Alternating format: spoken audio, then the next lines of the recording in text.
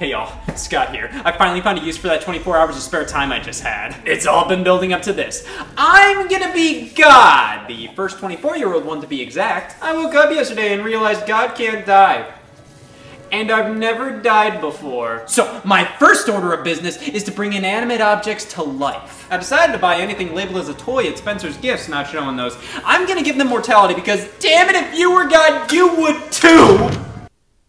The hell do I do now? I'm all for wasting money, I can always sell them to get more. And video games are pricey buggers. I mean, back in the 90s, you'd be paying $70, $80 to be disappointed. Eventually, console games went down to $50, then rose to $60, and then $70 again. But even with these prices, that's not enough for these companies. Do you think he's satisfied? Expansions, downloadable content, microtransactions, any possible revenue stream out there. These companies want them, but gamers know better.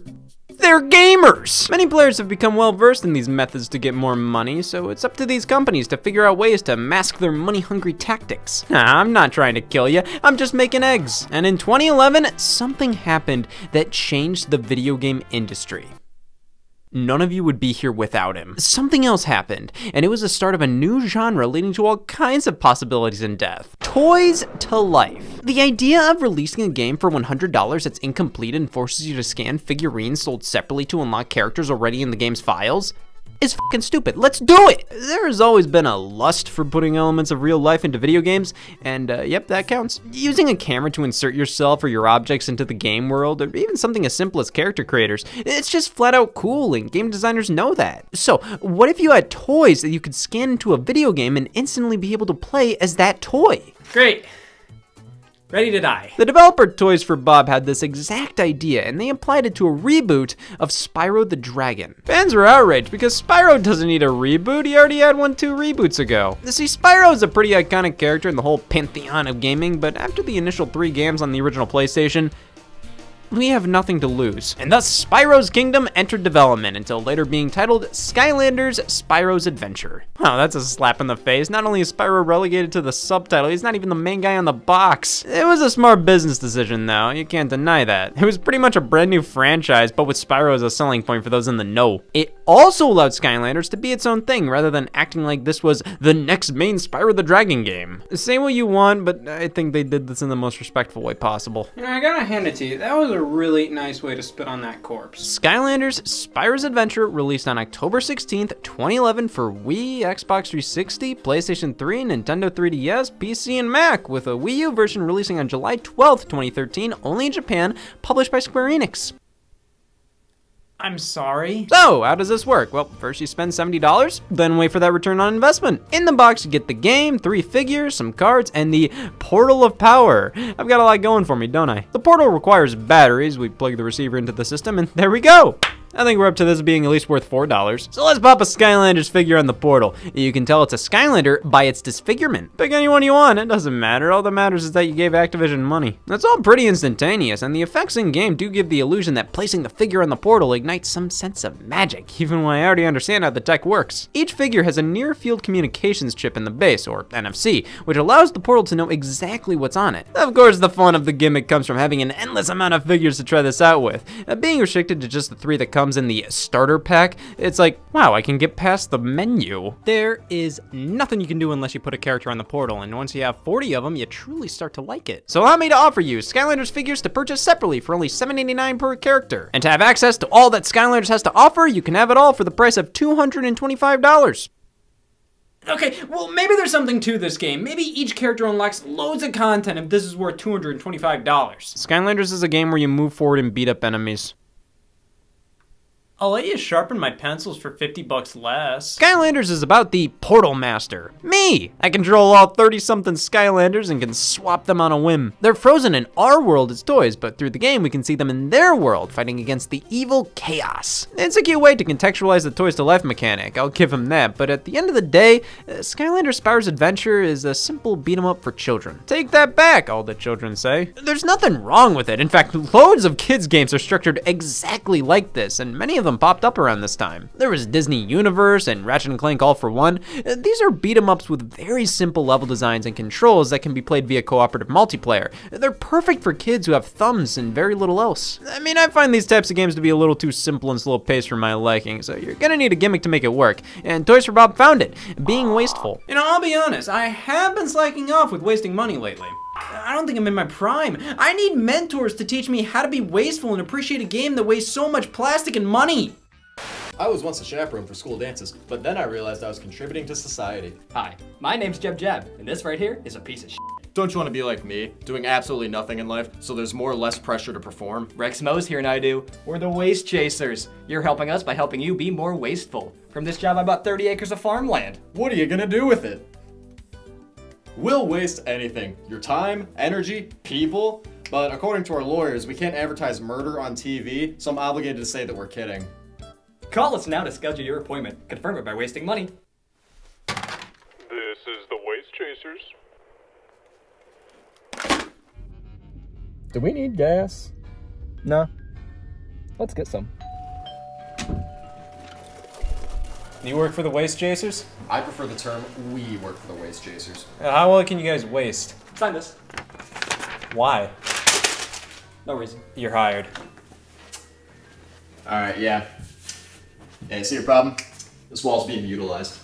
I was actually wondering if you could teach me how to waste with this. Oh, that's what our entire organization was built off of. Waste chasing was founded by our great boss, Dex, who believed our great nation wasn't wasting enough time, potential, money, air. It turns out Skylanders were the perfect alibi.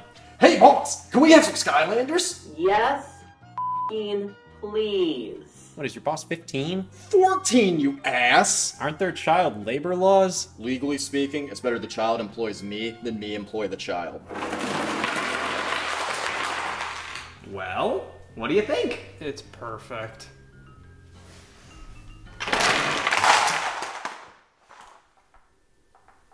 Let's order another set to be safe. This is how you can get any mileage out of Skylanders Spyro's adventure, by investing in these dinky-ass little things. You can beat the main game here with just the included figures in the starter pack, but this is a game designed around having 30+ playable characters. Only 3 is, by definition, not fun. In 2011, these were all only around $8 a pop, so not a horrible deal or anything, but these toys are pretty small, all things considered, and it's kind of hard for me to really want a ton of them when I have absolutely no attachment to these creatures. Other than Spyro, these are all basically original creations, and some of these guys just look gross to me. Not in terms of being badly designed, and more so, I wouldn't want to be eating while looking at them. They all look like they belong on a pack of Mucinex. And I don't get some of these names. They're not even names. One of them's named Lightning Rod. His parents were dicks. Then you have Wham Shell, Trigger Happy, Stump Smash. What the hell kind of a name is Slam Bam? My f***ing name's Jeb.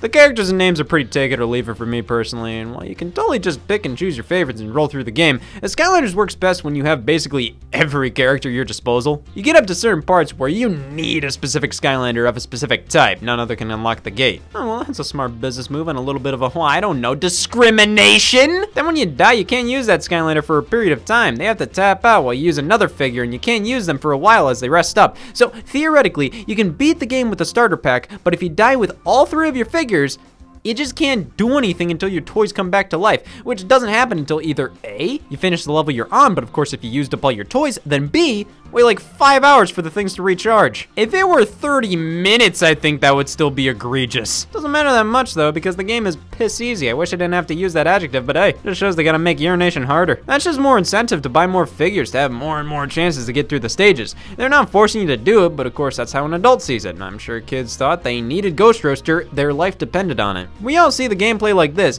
Kids see it like this. It may have overly simple gameplay that's aggressively monetized in a far sneakier way than something like DLC or microtransactions, but Toys for Bob definitely made each purchase feel magical, like the son of God. Can we crucify a purchase? The act of putting a Skylander on the portal does feel kinda cool. It lights up in a certain way with the TV displaying animations that, in tandem, create a pretty neat effect. And after a Skylander dies, rummaging through your collection trying to pick the next one you play as, it has a certain charm to it.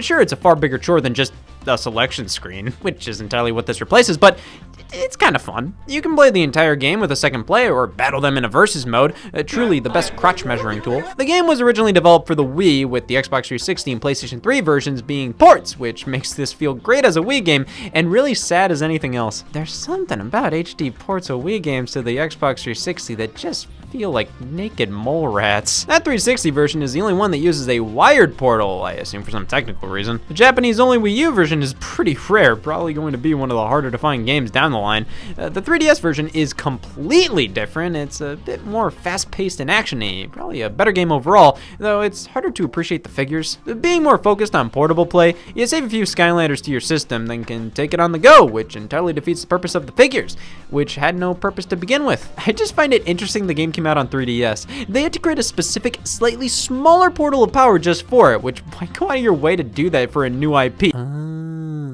Skylanders was a critical and commercial success.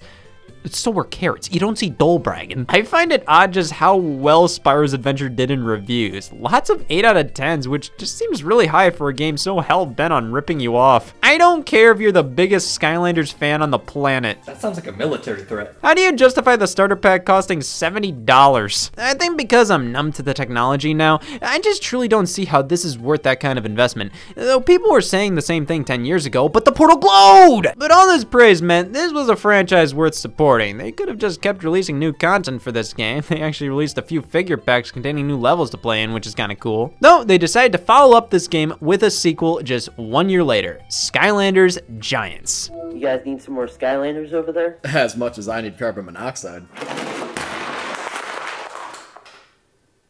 So he took that as a yes? Giants, wow, this is no longer Spyro's Adventure. He's not compared to the new guys. Move over, Spyro, make room for Thumpback. This game is pretty much the same shtick. Starter pack, game, portal, figures. The portal across all the home consoles is now completely wired, which isn't the worst idea considering a wireless portal was just another set of batteries to worry about. The main difference between Giants and Spyro's Adventure is the introduction of the new, bigger characters, whose figures are significantly larger, a size that I was hoping the regular Skylanders would be. They even light up when they're on the portal, which is a nice touch. The characters themselves?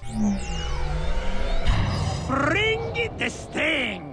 No! There are some regular-sized new Skylanders figures that just work with Giants, but I think the most important thing here is that all figures for Spyro's Adventure work in Giants. That is pretty cool. It significantly increases the appeal of the game to me. Like I said, it is pretty fun to pick and choose a Skylander to use, and when you have that much more to choose from and you don't have to worry about compatibility, it just makes the concept work that much more. Now, the game itself? Do you give a shit? No! To somebody out of the know on what makes a Skylanders game unique from the last, this was a pretty weak sequel. The toys are bigger, and so is my appetite for a better game. It's fine. I mean, Giants feels more like an upgraded replacement for Spyro's Adventure rather than a full-on sequel. For a series that was born from a gimmick that really carried the first game in reviews, to see Giants not do something just as magical feeling, it just doesn't satisfy me. You are a bitch to pleasure. Again, the game is fine, it's more of the same, but I feel like the Giants aren't anything more than just bigger. Like, how is this impressive?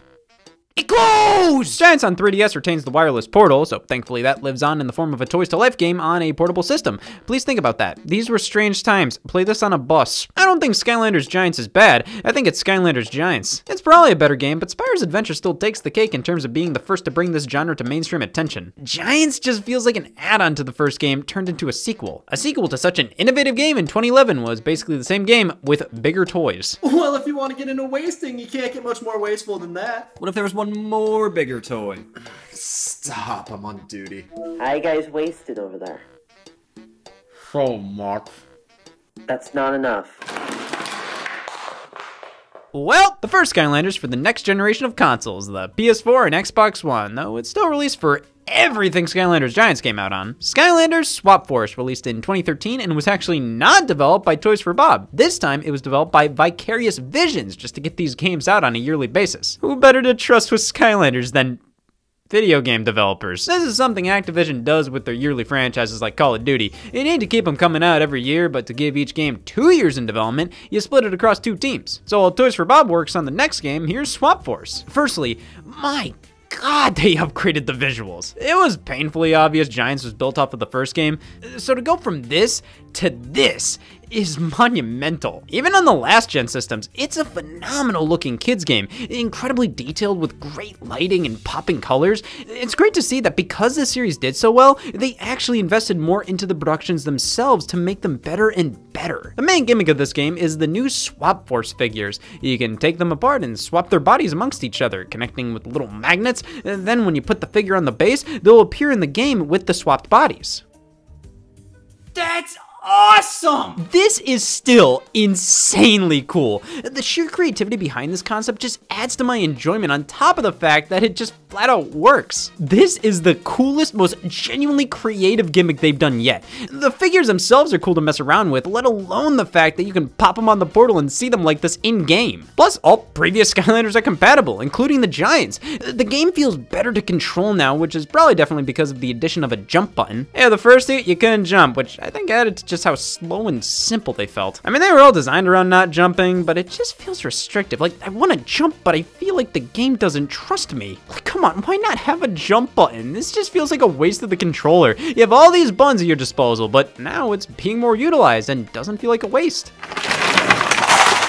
We're done here. Swap Force was a huge upgrade. It's not incredible by any means gameplay-wise. It's still Skylanders, where you fundamentally just move forward and beat up enemies. You need certain Skylanders of certain types to enter certain locations. You talk to this weasel to save this weasel. But this game really impressed me on multiple levels. The presentation, creativity, a jump button. This game has it all. I'm not head over heels in love with this series. I have problems with it, and the gameplay doesn't grab me, but I understand why this captured the hearts of millions. And with Swap Force, this is a game I can totally get behind. However, 2013 was a pretty massive year. Many companies noticed the success of Toys to Life, and Skylanders was no longer the only franchise in town.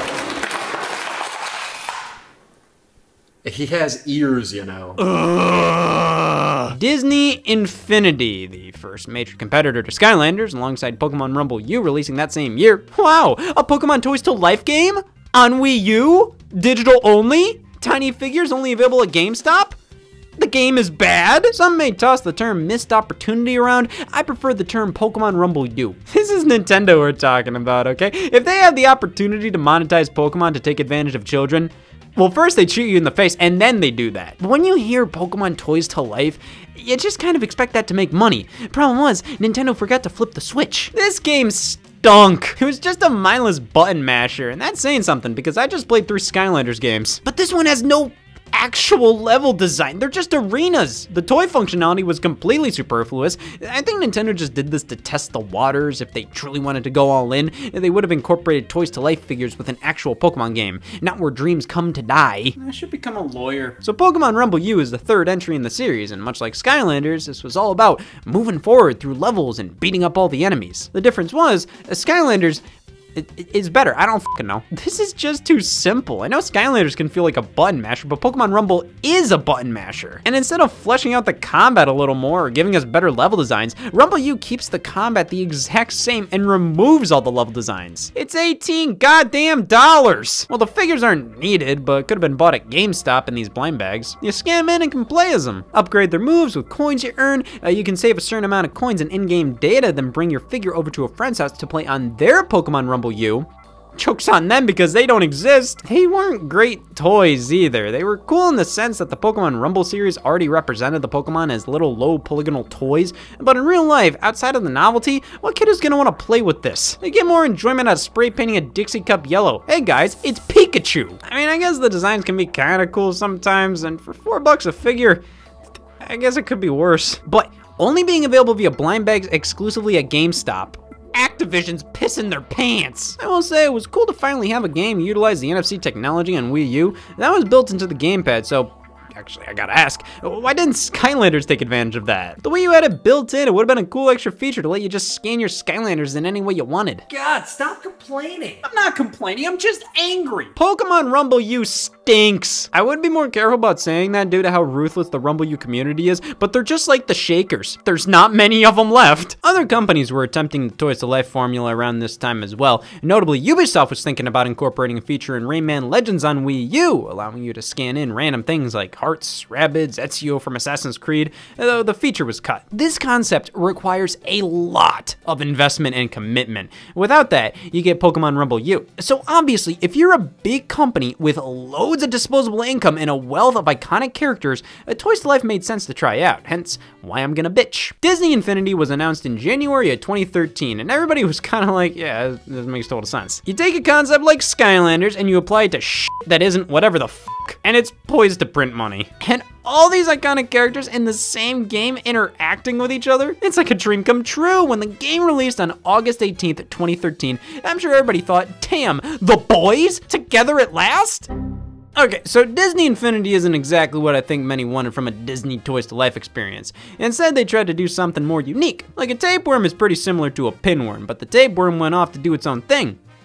They're both still parasites. Disney Infinity was developed by Avalanche Software, who already created the Toy Story 3 video game. This was one of the most high-quality movie games of that generation. The story mode truly felt like the film came to life with the quality visuals and sound, but more notably, the game included a side mode entitled the Toybox. This was a large open area with different missions to tackle, which then let you customize more and more of the world. It was a really cool addition that they didn't need to do, but showed how much they cared about creating a robust video game based on Toy Story. This was probably the most iconic feature of Toy Story 3, the video game, as this was what most would talk about. So having that developer create a spiritual successor to Toy Story 3 in the form of a Disney Toys to Life game, it just made sense. The problem is, that led Disney Infinity to feel more like a new Toy Story 3 game with everything like behind a paywall. Disney Infinity follows a bunch of Disney toys doing as Disney toys do. Be purchasable. That's the explanation behind the crossover. They're old toys, which is also why the characters are designed this way. A little blocky and simplified. It works though, and helps tie all the characters together under a unifying art style. The starter pack comes with Sully from Monsters University, Mr. Incredible from The Incredibles, and Jack Sparrow from Pirates of the Caribbean.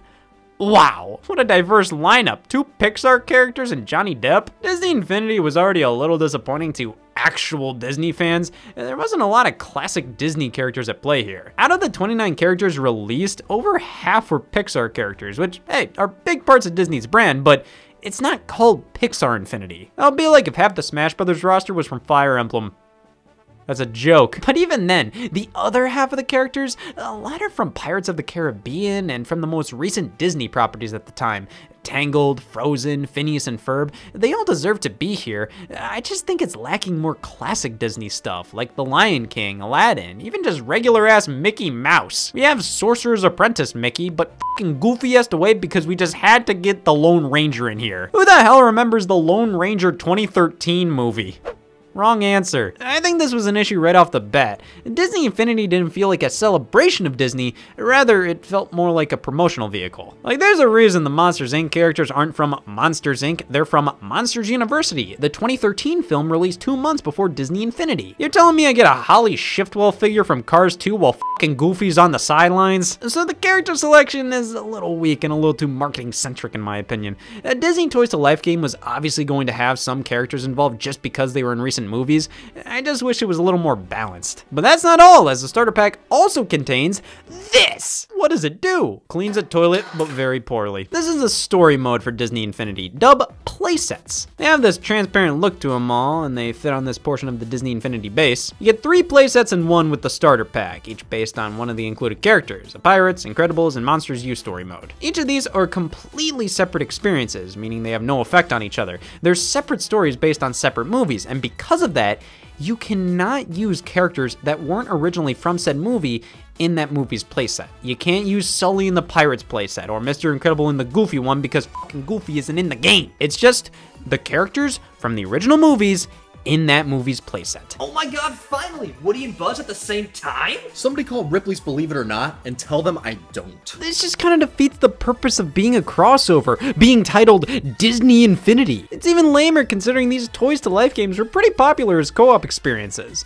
Something a parent could play with their kid. And out of the box, even though you got 3 figures, because of this limitation, you couldn't play multiplayer in any of the playsets. You had to go out and buy another Monsters character, another Incredibles one, another Pirates one. The playsets themselves are fine. They're perfectly reasonable 5-hour adventures in their respective universes. It's like an Incredibles game within the game, and while they all still use the same engine, each playset plays pretty differently, going for different styles of gameplay, though they all still feel like Disney Infinity. But 5 hours per adventure is pretty beefy, especially considering you get 3 of them right out of the box. The problem is, they can get a bit repetitive and tedious, and they don't have the same level of polish a game like Skylanders Swap Force had. Visually, again, it was fine, but nothing crazy to write home about. The gameplay as well was fine. It was mostly just complete the mission for this character, beating up enemies, collecting currency. It was a very standard but fairly quality kids game. My problem is, this is what Toy Story 3 was,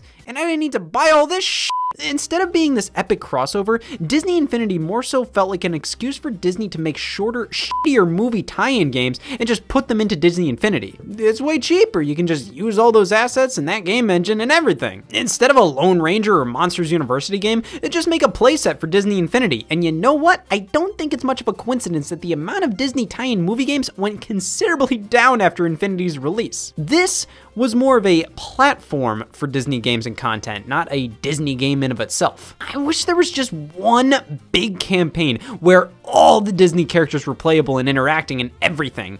I feel like with trailers and even the box art showing everybody all together, it kind of leads to disappointment when it turns out these characters all being together in one game, it's kind of pointless. Like, imagine if Smash Brothers was exactly the way it is, but you could only play as Mario characters on the Mario stages, or Zelda characters on the Zelda ones. Like, yeah, it's still a crossover technically, but you're not taking advantage of it. Though, I shouldn't speak too soon, because Disney Infinity features the Toy Box, so unlike Toy Story 3, this one is far more focused on being basically a game engine. Create your own world or edit a pre-built one. You can basically create your own small games in this mode. It's very impressive, and you can use any character you want here. Toy Box is definitely what you'd want to buy Disney Infinity for. You can just run around with a friend and attack each other, place items and vehicles down. It really does feel like you're a kid playing in a toy box. You could even buy power discs, which were blind bags filled with little bonuses you could place on the base for use in the toy box. This is just getting a bit greedy at this point. There's some cool stuff here. I love the fact you can stack a few power discs on top of each other. You're not limited to just one. But like,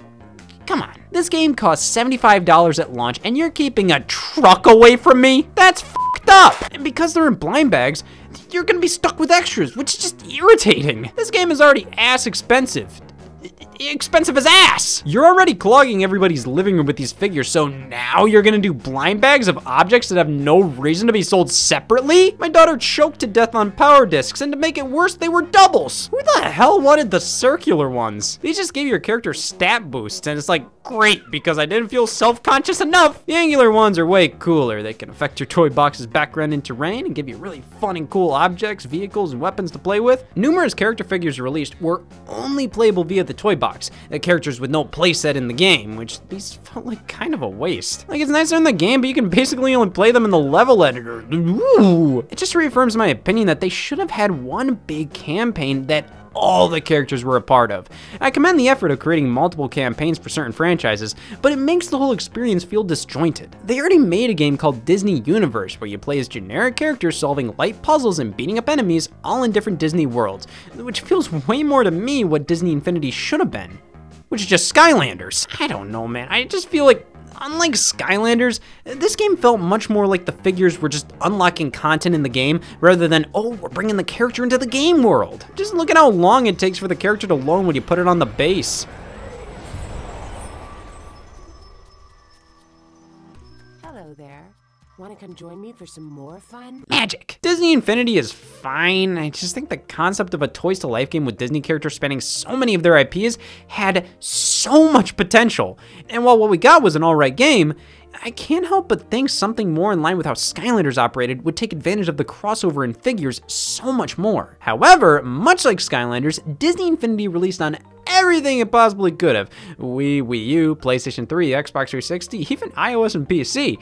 A few months too early for PlayStation 4 and Xbox One, though it did get a 3DS version, subtitled Toy Box Challenge. I didn't sign up for this! It's a party game with a gimped base, only one character in geometrically confused plastic. The playsets give you game boards now, so it's literally a Mario Party game. You roll the dice, play a minigame. I assume this version entered development way late in the game, too late to create an actual adventure or a version of the console's toy box, so they cobbled together a party game, which frankly has no right being on a portable. This is just miserable. This was just a way to get another game called Disney Infinity on the 3DS in a short period of time. Outside of that, this game has no business existing. Well, what more could you possibly ask for? A duck? That one hit the spot.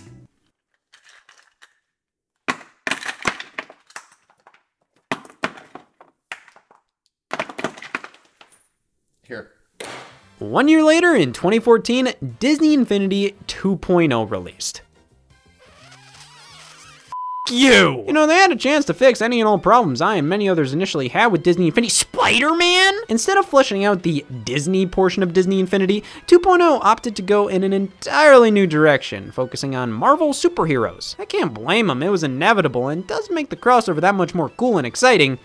If the damn characters worked in the playsets! With a name like 2.0, I would have assumed this was just Disney Infinity 1 plus more, which isn't really the case. I mean, the toy box, yeah, that's basically an expanded version of the first games, but none of the Disney Infinity 1 playsets work on 2.0. Which, this is so lame. Calling this 2.0 made me think, oh, this is like a replacement for the first game, but no, it's just, that's what they called it. All the 1.0 characters and power discs work in the toy box, but other than that, 2.0 is, in my opinion, a massive downgrade gameplay-wise. Instead of getting 3 playsets out of the box, you only get 1, which is far lamer and shorter than just one of the 3 playsets included previously. In fact, there's only 3 playsets in general for 2.0, all of them Marvel-based, no Disney-related ones, which I feel like is a huge slap in the face to the initial supporters of the series. Yes, I think it's cool Marvel stuff is here, but that's all Disney Infinity 2.0 is, and frankly, I feel like it would have been more fitting to start a spin-off series just called Marvel Infinity. There were a few Disney characters released,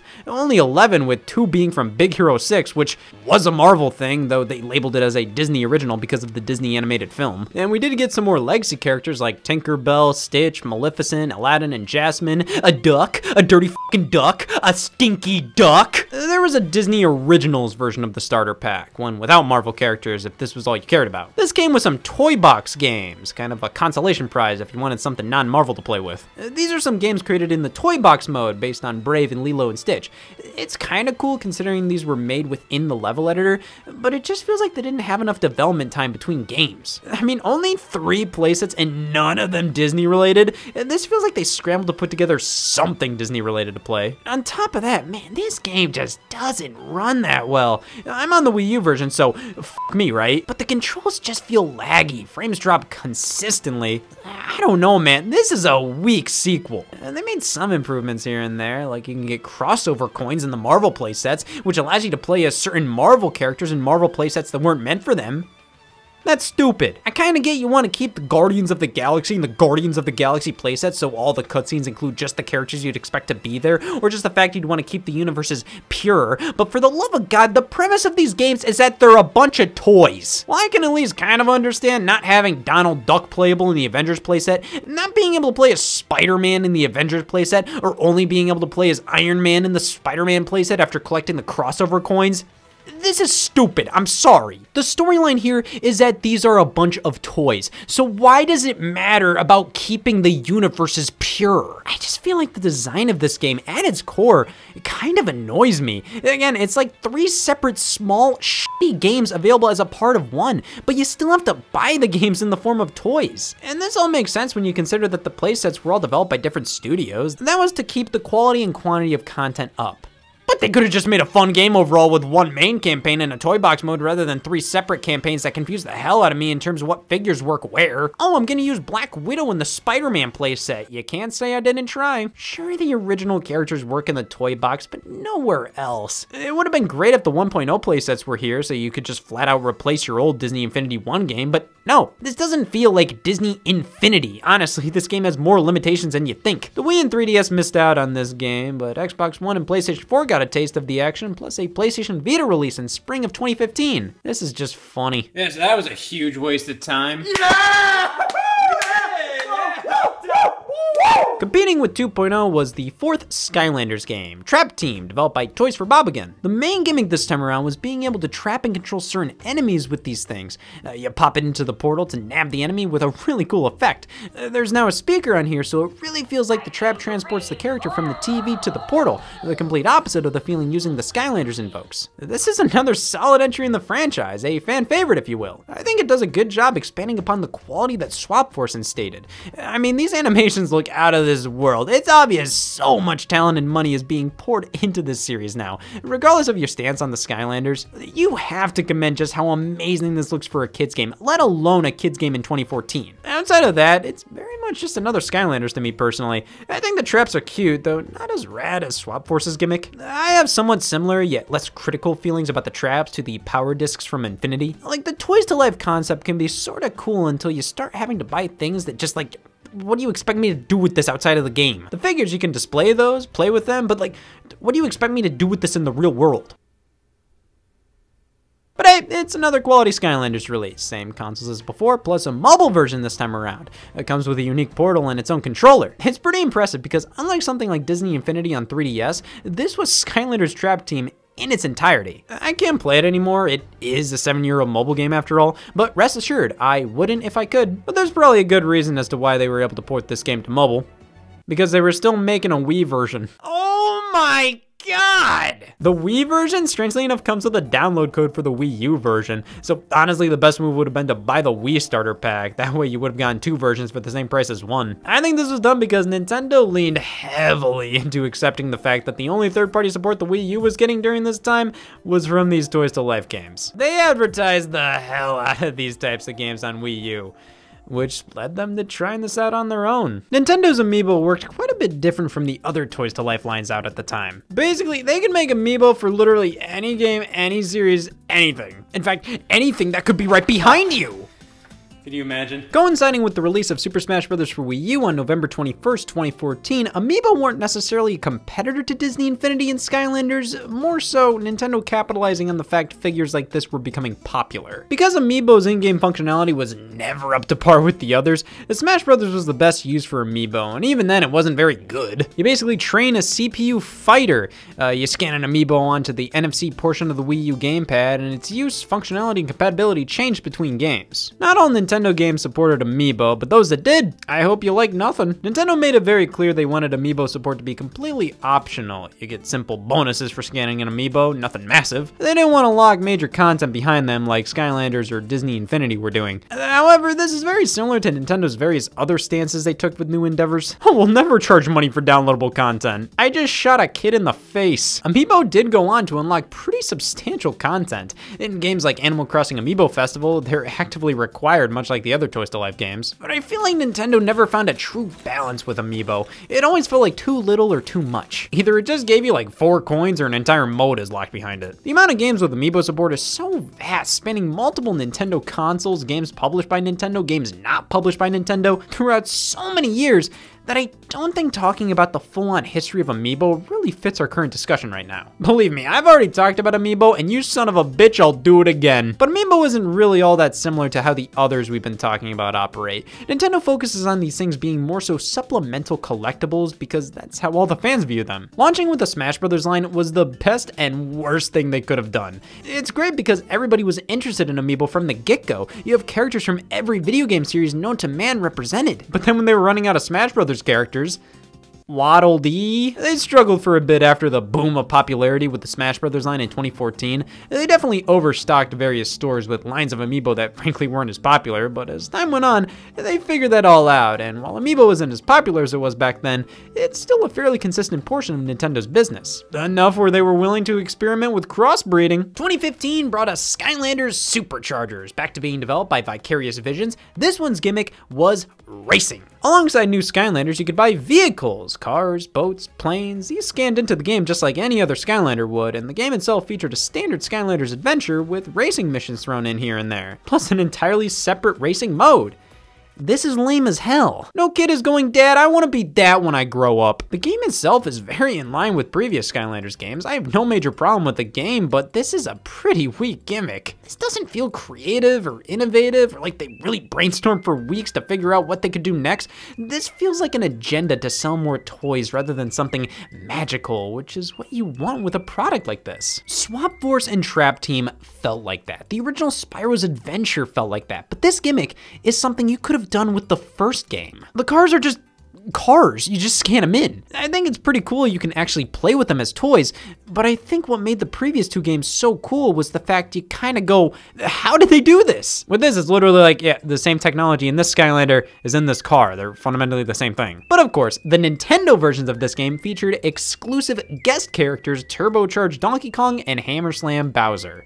This is fucking nasty. Yes, Nintendo characters in the Skylanders art style. You might be saying, wow, I thought I'd hear you puke after that. No, you see, that's just what puke sounds like now. Interestingly, these can switch between being Amiibo figures and being Skylanders figures, which is a really cool touch. And overall, they do a pretty good job fitting within the game. I think it's a little lame how these break the Skylanders tradition of everything works everywhere. Like all previous figures and gimmicks work on the next game and the game after that. And you can swap figures between consoles. Nope, these can only be used on Nintendo, but it's cool enough to get a pass from me. Donkey Kong was the pack-in for the Wii U version. Bowser came with the Wii and 3DS releases, which were pared-down games, only featuring the racing portion, no adventures. Skylanders Superchargers Racing. You know, after seeing how Trap Team on Wii turned out, I salute them for accepting the fact the Wii can't do everything. Superchargers is another solid Skylanders, but just doesn't have a ton that's too awful compelling. This was a bit of a turning point.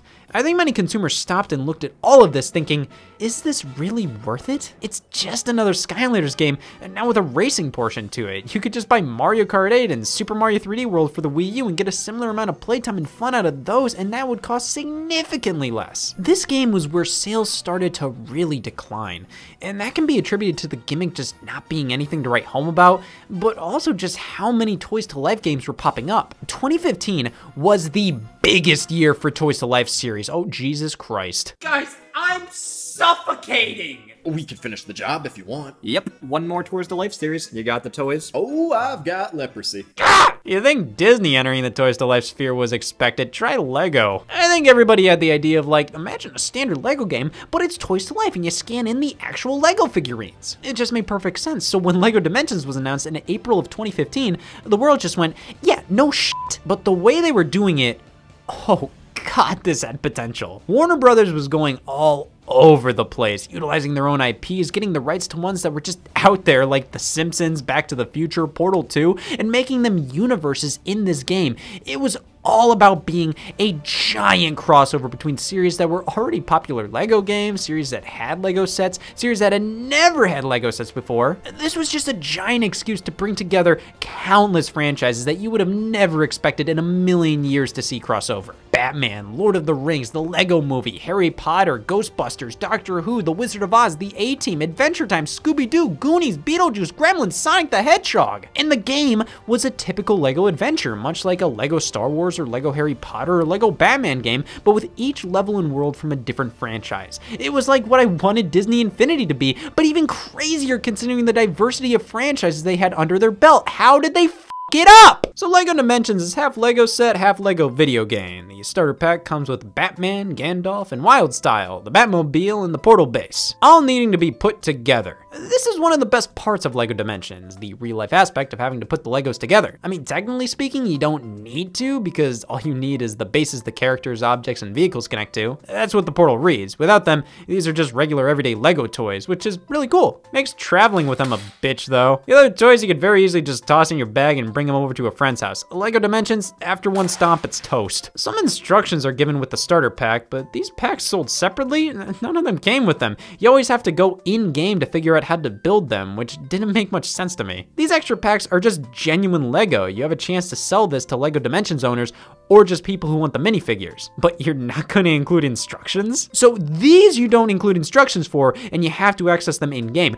but these included with the game have paper instructions as well as in-game instructions. Like, What? Why include paper instructions with the ones that come with the game, while the ones that don't come with the game don't get anything? It would also be nice to have paper instructions just so you could build everything before you start the game up, rather than turn the game on and spend 30 minutes building Legos. With popping all these things on the portal, we can play the game. And at its core, LEGO Dimensions is incredibly similar to previous LEGO games, but now you're forced to buy the extra characters. Though they all have unique abilities, which sweetens the pot a little bit. I don't know, the 3 starter pack characters' abilities all just kind of feel like an excuse to give each character worth. It's like Wildstyle is the only master builder, so she can build more complex LEGO objects in the game, but I'm just like, why can't I just do that as any character I'm controlling? It's not cool to be like, oh, only Wildstyle can build this object. Let me switch over to her. This is fucking awesome. But that I can tolerate. What I can't is the fact the game forces you to clumsily move the figures around on the portal to complete certain puzzles. Anybody that knows me will tell you, never tell Scott to move Legos around on a glowing portal. I absolutely hate this. So portals appear in the game and you have to swap the characters around to the corresponding colors. But one of your characters might be already on the color you need to swap to. So you have to lift that one up, but that might take them away from the game, so you have to be quick. But then there's this color matching game that I just couldn't get to work properly, and the effect isn't even cool. It doesn't feel like I'm traveling through different portals or dimensions by moving this character to a different part of the base. It forces you to be super close to the portal when you're playing, and when it's wired, there's only so many TV setups this works with. The levels themselves weren't interesting at all to me. I'm sorry, I found them tedious and slow. It was difficult to tell what to do a lot since you have a maximum of 7 characters to switch between, so it's always an act of, okay, this character can't do anything for me to progress past this point. Neither can this one. For some reason, this one works, so now I have to move these fuckers around. Everything from the game design to the real life design feels clunky and making something so simple so needlessly complex. It's like they felt the need to differentiate this from regular LEGO games, so they tacked on gimmicks that just slow the game down and frustrate rather than inspire and shock and awe. Skylanders felt like you're taking the character and transporting them into the video game. Disney Infinity felt like you were unlocking content by placing the figure on the base. LEGO Dimensions feels like a shell of a regular LEGO game that's more expensive and has useless gimmicks attached that don't work. Now I'm playing the Wii U version, to which many would say, Sky, you can't play that version. It's the buggiest edition of the game. You should play the PS4 version. Honey, I just don't think I like this game. It's a shame because the concept here is easily the coolest, most justified Toys to Life experience yet. All the IPs they have covered here, it's one of the craziest crossovers I've ever seen. The characters even have specific dialogue towards one another when you put them together, and on top of that, most of the characters are fully voiced by their original actors. Barely any sound-alikes are used, unlike Disney Infinity. You have level packs containing a character, object, vehicle, and a bonus level in that character's world, plus the vehicle can be reworked in 3 different ways, which is pretty awesome. Fun packs don't have any levels, just characters and objects. Story packs have handfuls of levels based on movies you can play, kind of replacements for regular LEGO games based on these IPs. And instead of making sequels, they opted to just continually update LEGO Dimensions instead, meaning this game got a few years worth of new figures and levels released. That's nice, but it does take away a lot of it for me personally. When I put the Sonic figure on the base and then have to go into the download content manager to download the Sonic level, that takes away so much of the joy and magic of the Toys to Life concept. These figures are, quite literally, keys to unlock content in the game. That's how it's always been, but they're not even trying to hide it with this game. It doesn't feel like you're bringing these characters to life, which I think is the big selling point of a game like this for kids. Couple that with how the starter pack was $100 and something like a level pack was $30. That's up. I know LEGO itself is expensive, but you do get a fun experience out of that putting it all together. But when you translate this over to video games, LEGO Dimensions gives you 3 characters in a game that's just as long as any of the other standalone LEGO games, which can give you hundreds of playable characters and level design not focused on shoehorned portal gimmicks for 60 or less. The Sonic level pack is worth half of a complete LEGO game. You do get LEGO with it, but still, it's just not worth it. Well, there was one major LEGO IP that didn't make the cut in Dimensions, and that was because it was the tentpole feature for Disney Infinity 3.0. That's a weird way to spell fucking goofy. Yeah, 2015 was when Star Wars was coming back hard with The Force Awakens, and with it being the other big acquisition Disney made around that time, it just made sense with Infinity 2.0 being themed around Marvel. But while 2.0 was pretty lackluster in my opinion, 3.0 feels like Disney Infinity was finally starting to click. It's the exact same format as before, playsets and toy box, though they went for a far bigger variety this time around.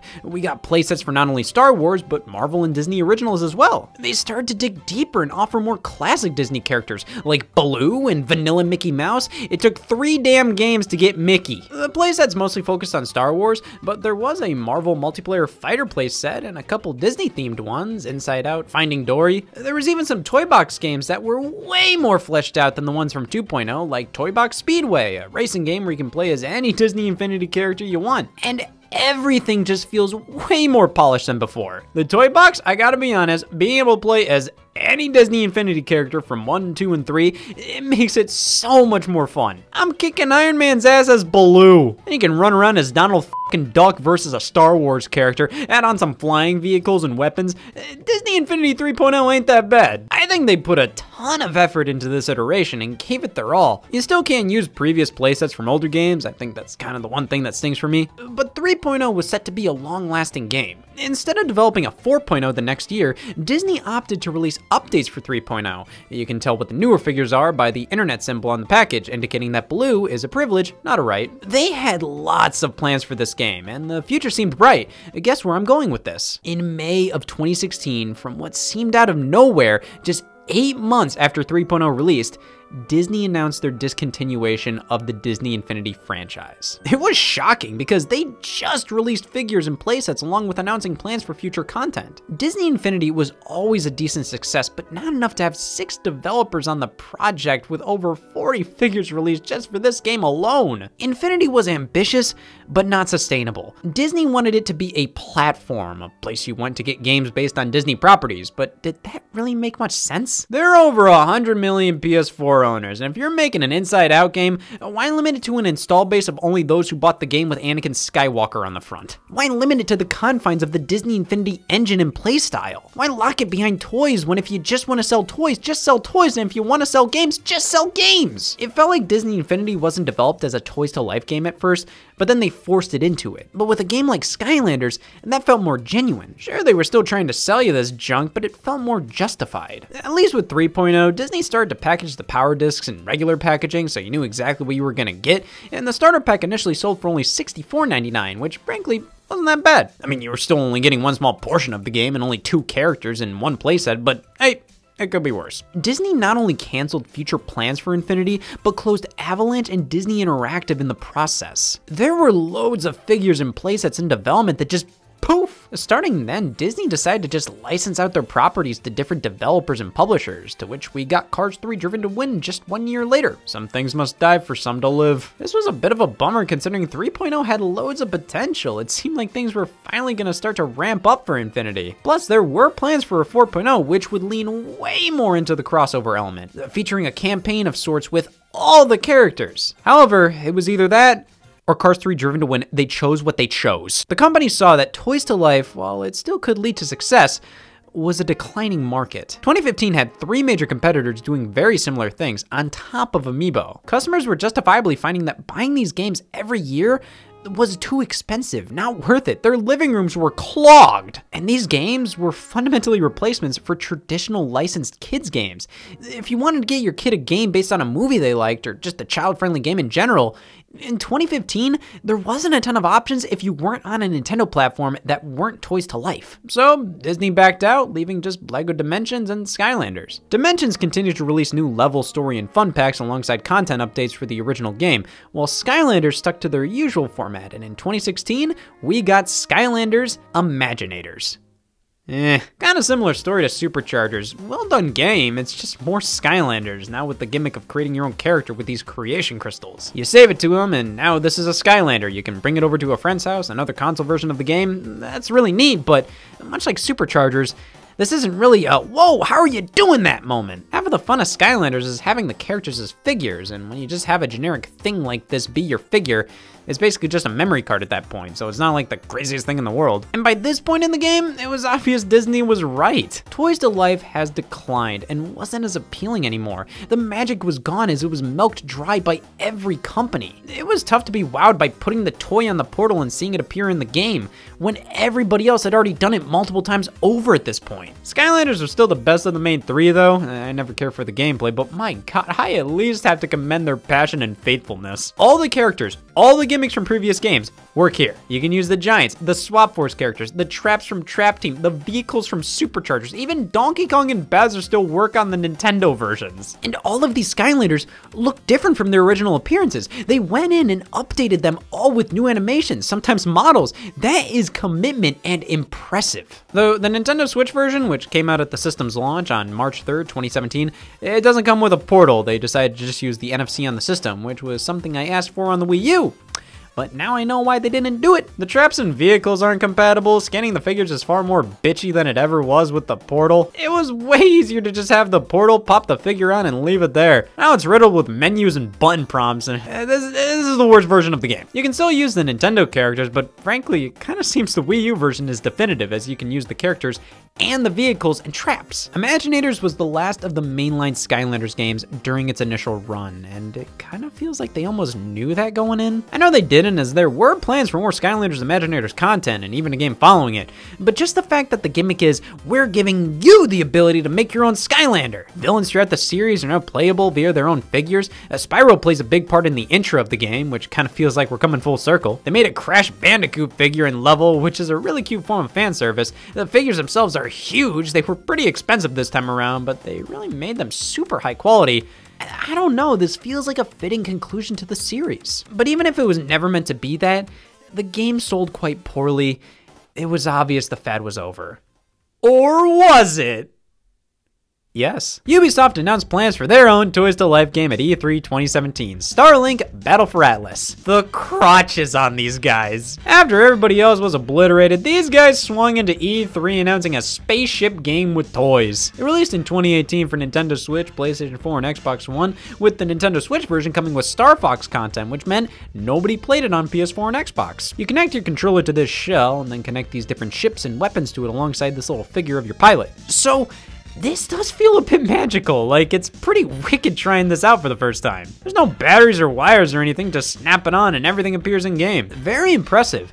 But after that, I'm good. The game controls well, it looks good, but it's really repetitive. Just fly around, get into dogfights, deliver things. The world can feel kind of barren and not super interesting. It's okay, but not worth spending hundreds of dollars on. I think Ubisoft knew this, considering they sold a digital version of the game that did not require any of the toys, and after a bit they stopped selling the toys altogether and just supported the game with updates until dropping it altogether. Much like the others, I can tell this is quality, and the Toys to Life aspect does enhance the experience to some extent. It's really cool, but after that first time playing it, I don't care to go back to this. It's not a bad game, just not one that I'd ever play without a gun to my head. When they started out, you can understand how these games felt really cool, but after nearly 10 years of their existence, they have to do some crazy stuff to warrant their existence now. Because after a while, by 2015, Toys to Life lost its magic, and instead it just felt exploitative. The prices of these things don't lie. Nobody wants them anymore. In the end, most of these were just a complete waste. There. I wasted. There's still more that can be done. Hey, hand me that disposable cup of water. This is glass. Yep. See, that's the spirit. If you need any more Skylanders starter packs, Dex is willing to offload those onto you for half your regular price. This has all been free so far. This offer goes away at midnight. It's 2 in the morning. Fine. I'll extend it to next year. What kind of business are you running here? How do you make money? Why is your boss 14? 13, you ass! When we don't make any money, we make up for in age miscalculations. Yeah, I have 2 birthdays. I have none. You have no birthdays? It doesn't seem very wasteful. Saves money on a gift. Wait! The waste chasers don't exist! This is just a front! I prefer the term, this was a front. Destroy the evidence. You are just scamming innocent people looking to waste their time and money into taking your garbage for free. I wasn't trying to be malicious. I was trying to help out my cousin Dex. For his 12th birthday coming up, he wanted room for more Skylanders figures, so I had to find a way to get rid of the old ones. What am I supposed to do? The dump won't take these. Wait, this is a scam? You son of a bitch! Now I'm stuck with them, all because you have a cousin? Is it a bad time to say I have multiple? These things are worthless! Nobody buys them anymore! What am I supposed to do with them now? I can see if Dex wants them. Rex, you're a disgrace to the Force. I joined this company because of a passion for waste, not because I was duped by a 9-year-old. I think he's turning 7 next fall. If you're gonna treat this waste with respect, I'm gonna treat it like the garbage it was always meant to be.